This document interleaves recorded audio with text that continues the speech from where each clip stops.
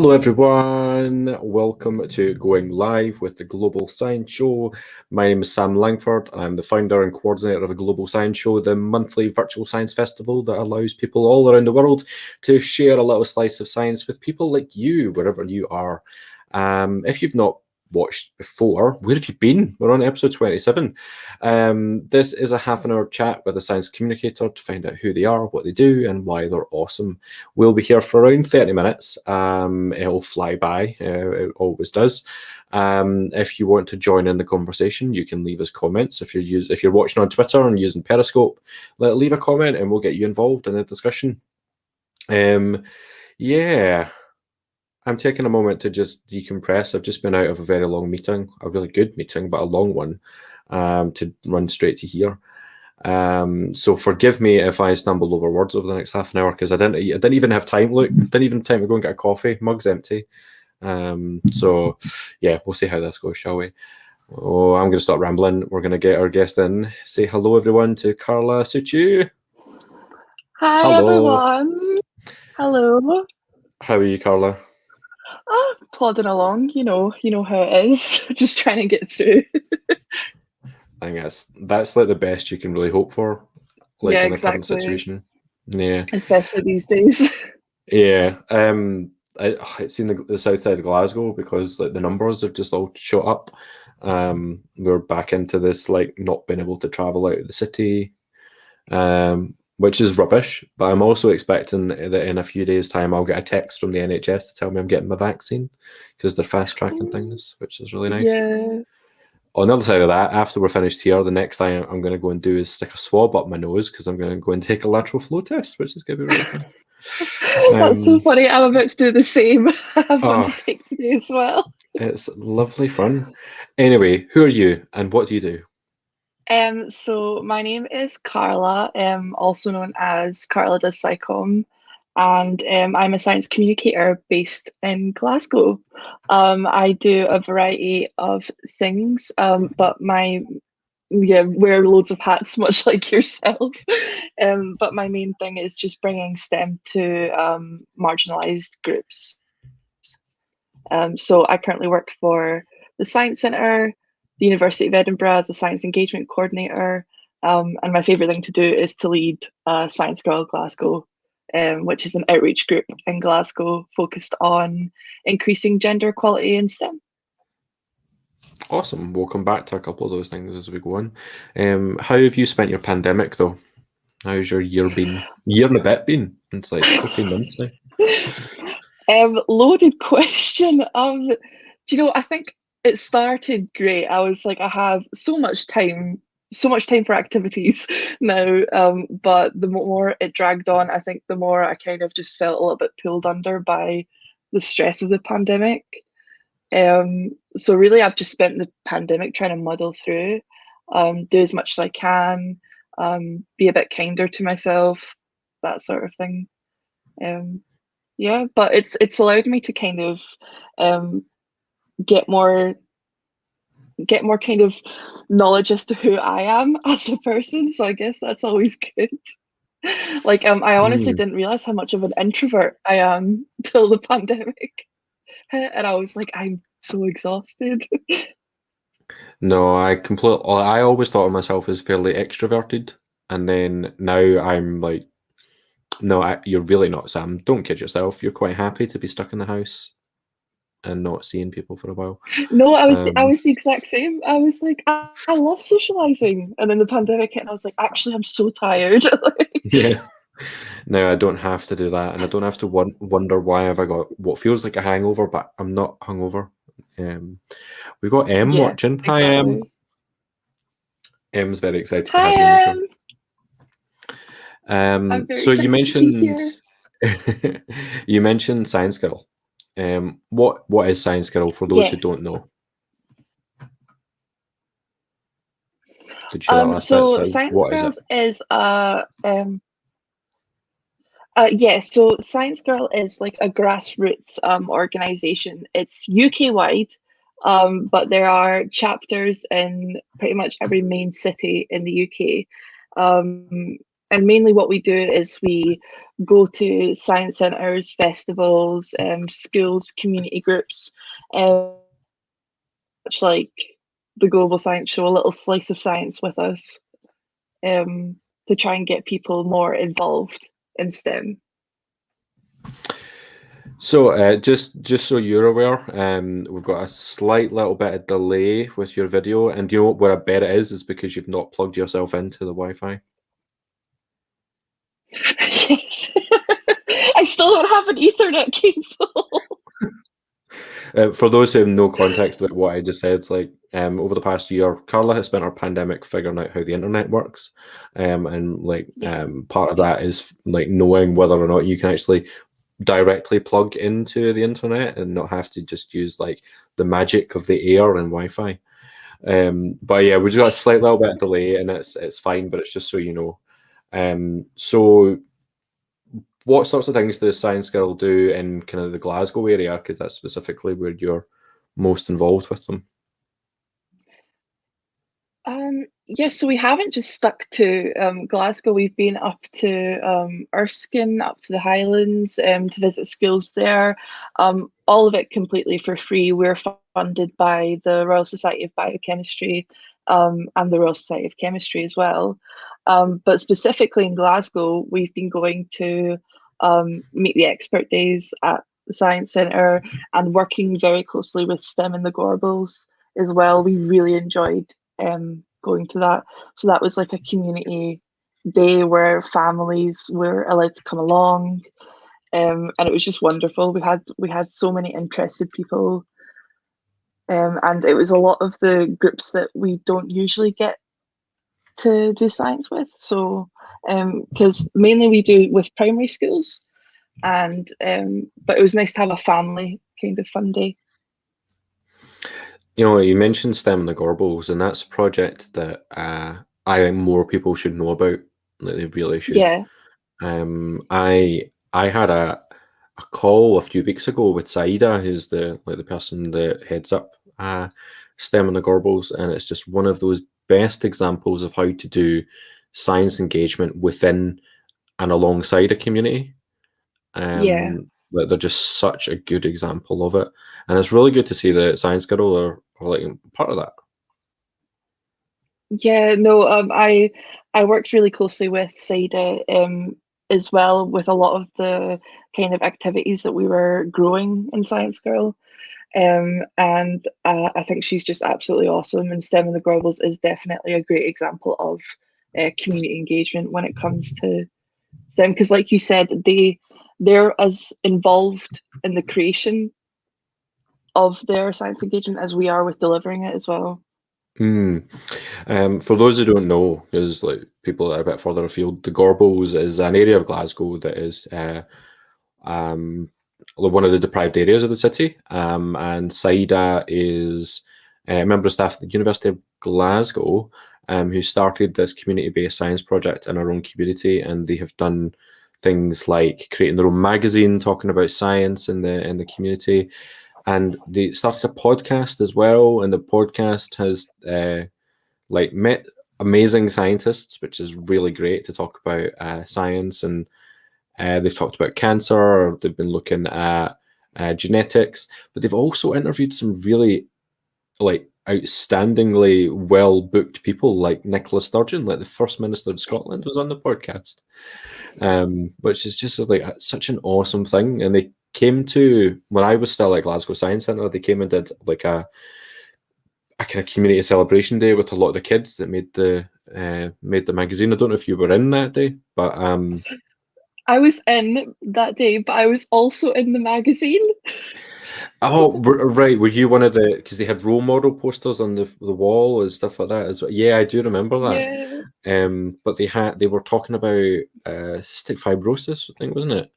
yeah, And they had a little girl, 10 or 11 years old, like talking really openly and proudly about what it's like to live with cystic fibrosis and her story. And it's just really, really good example of science communication.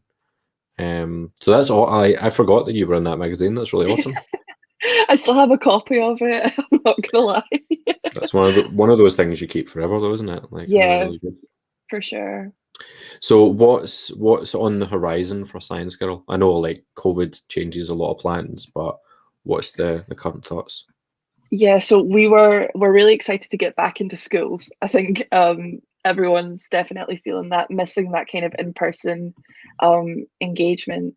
But more recently, we were awarded a lot of money in memoriam of Jo Davidson, who used to work at Edinburgh Science Festival. Um, she was absolutely incredible. She did a lot of work, especially with the young people, and trying to encourage them to go into STEM careers.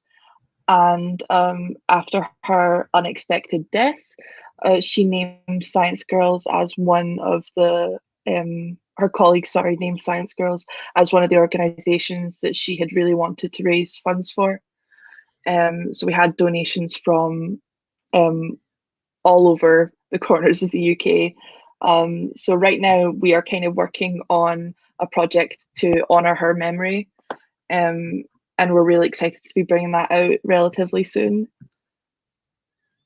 It's such a really nice way to kind of memorialize that. Like, really, really great that you had so many people donating as well, and I can't wait to see what you produce. And that's really, really awesome. We were Um, so overwhelmed by the amount of support. It was yeah, thousands of pounds were raised.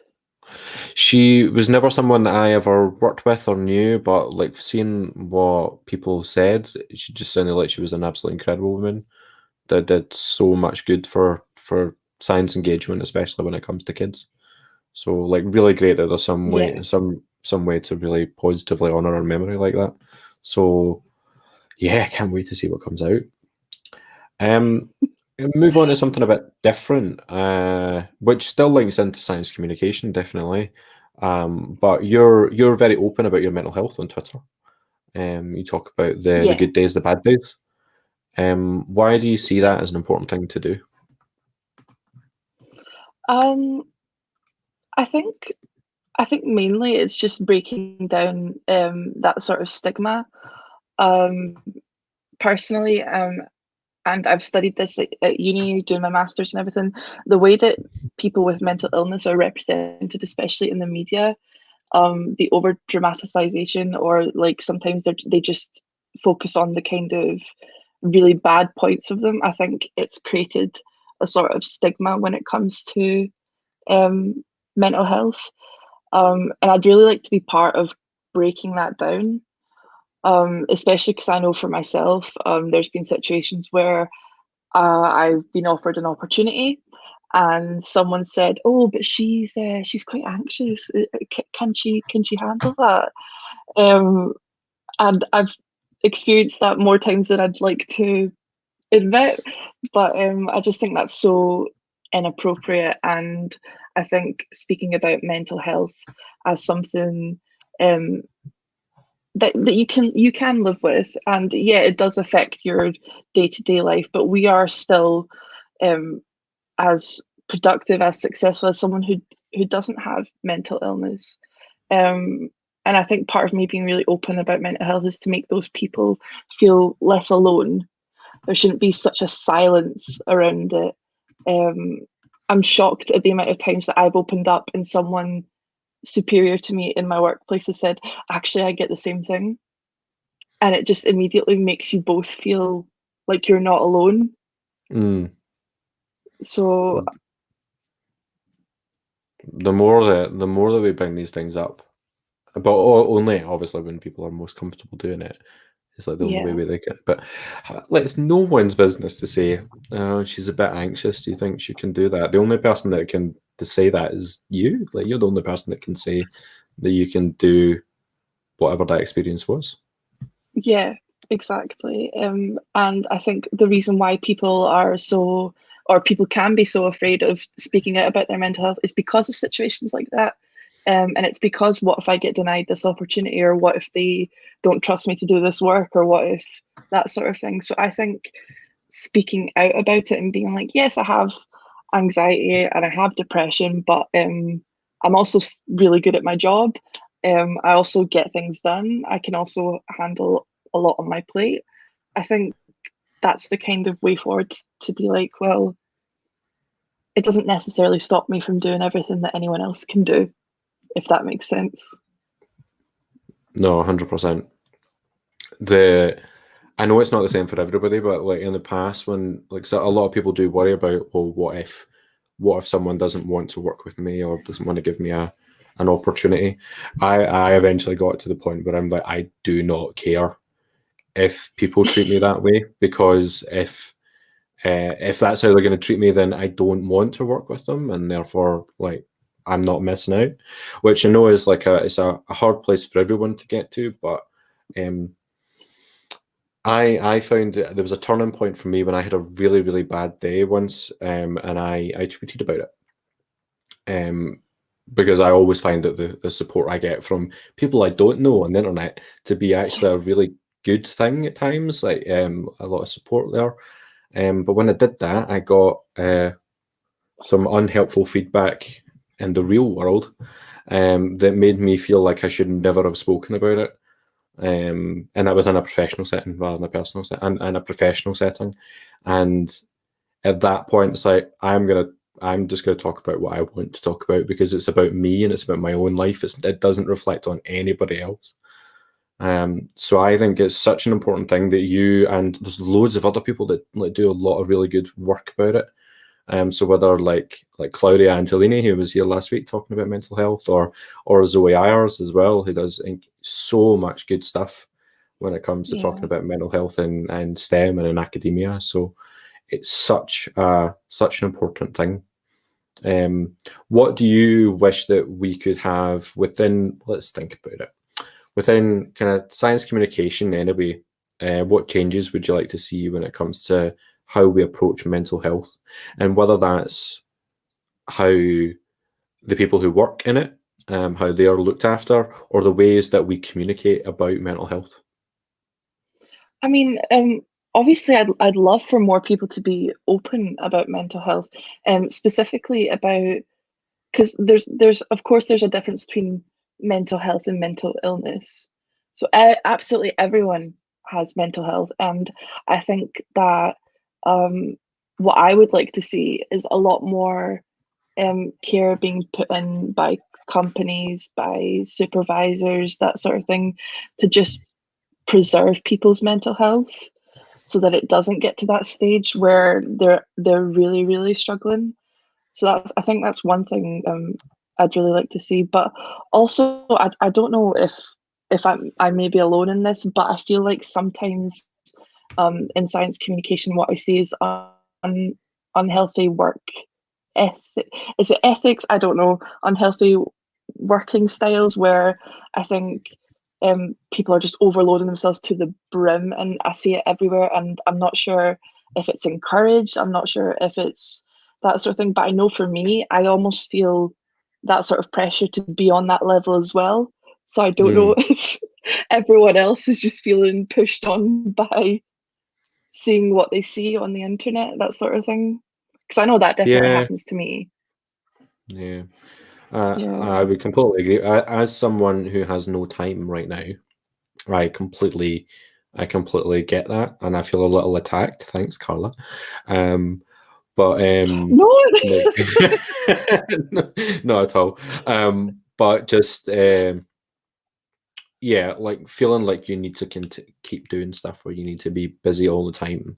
Um, I think it's whether that's to do with like seeing what other people are doing and being like, well, if they're doing that, I need to be doing that, or if it's to do with, well, I need to make sure that I've got work because in a few months I might not, um, which is a difficult balance to have to build. The other one you mentioned there about like workplaces, what does supporting like good mental health and your colleagues look like? Is it a mindfulness session and some yoga?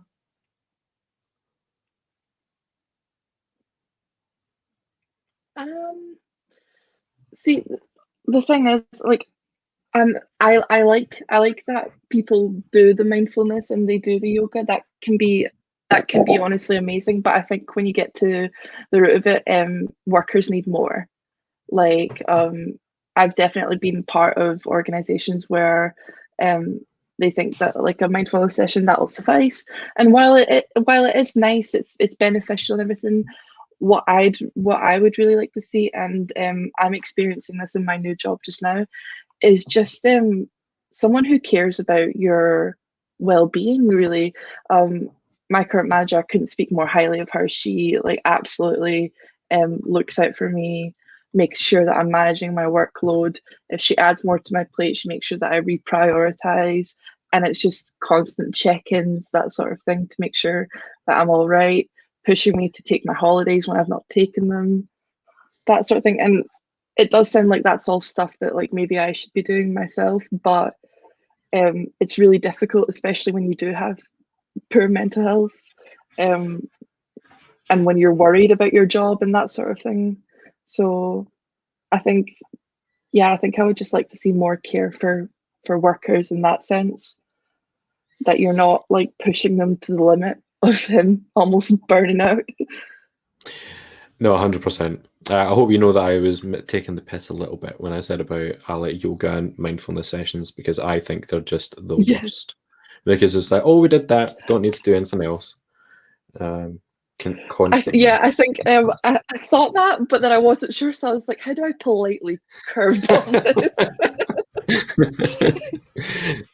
No, 100%. Like, we do need people to like have more regular check-ins, reduce workloads, like be encouraged to take holidays, to Yeah, just have more realistic standards for what you want your staff to do, and not burn them out, because that's the problem, isn't it?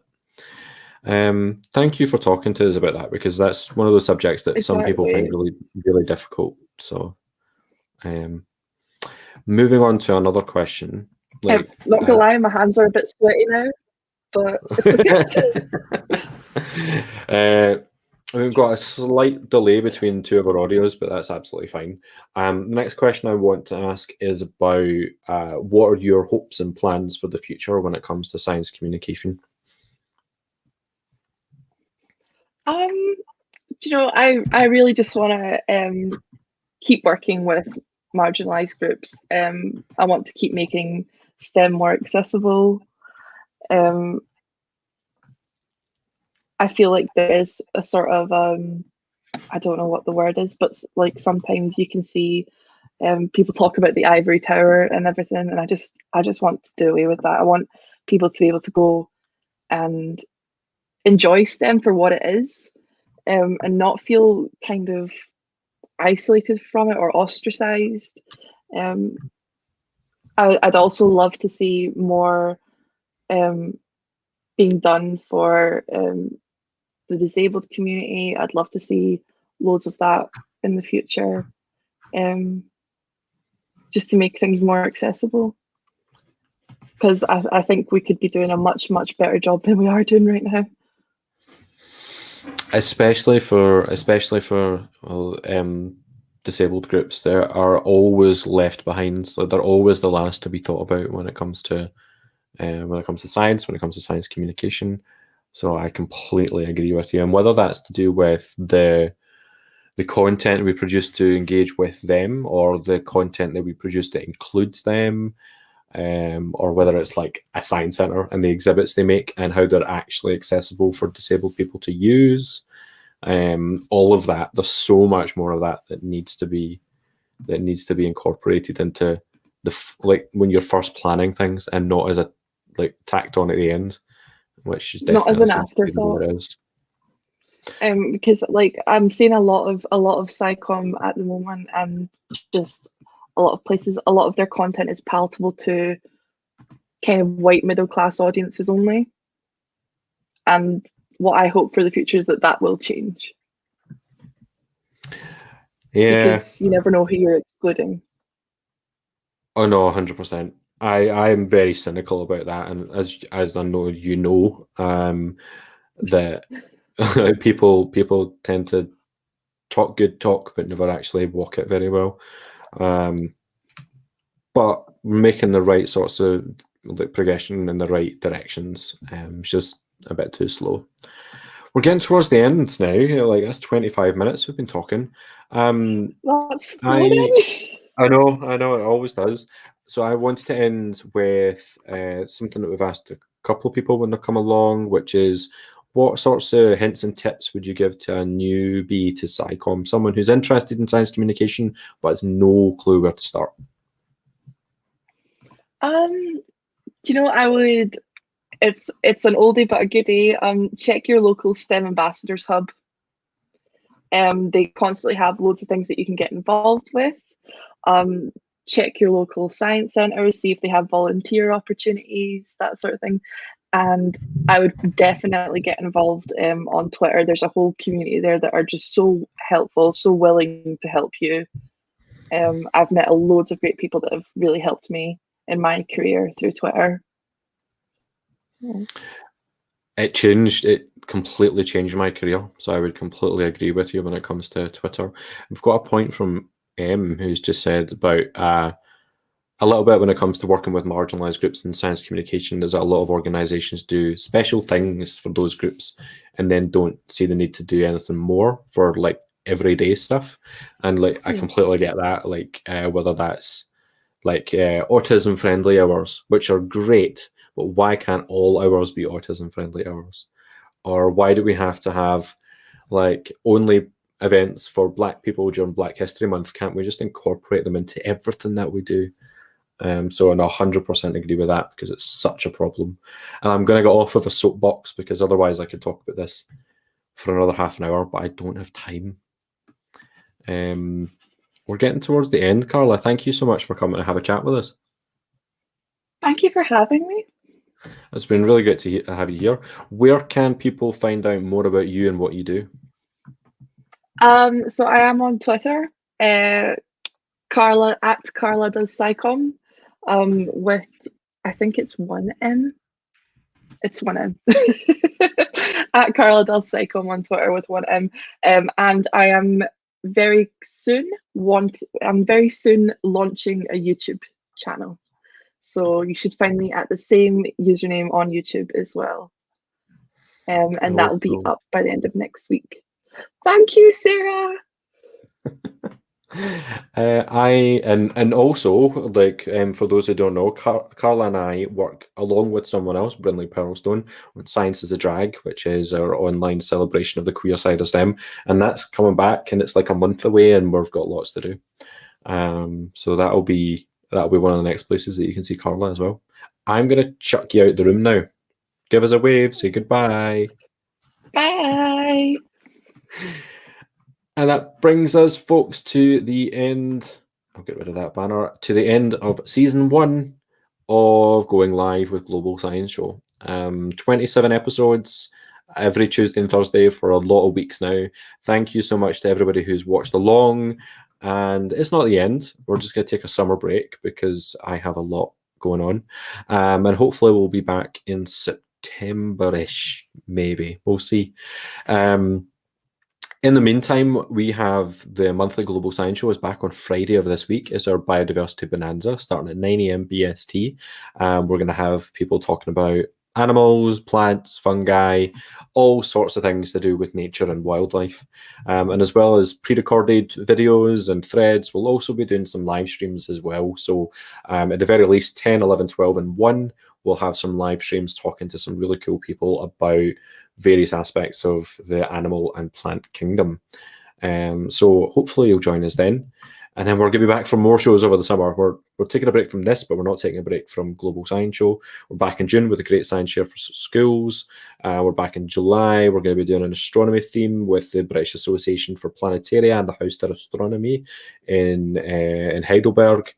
And then we've got a 48-hour Global Science Show coming up in September, which, lots to do with that one. So information coming soon on that. In the meantime, folks, stay safe, take care, and we'll see you all very soon.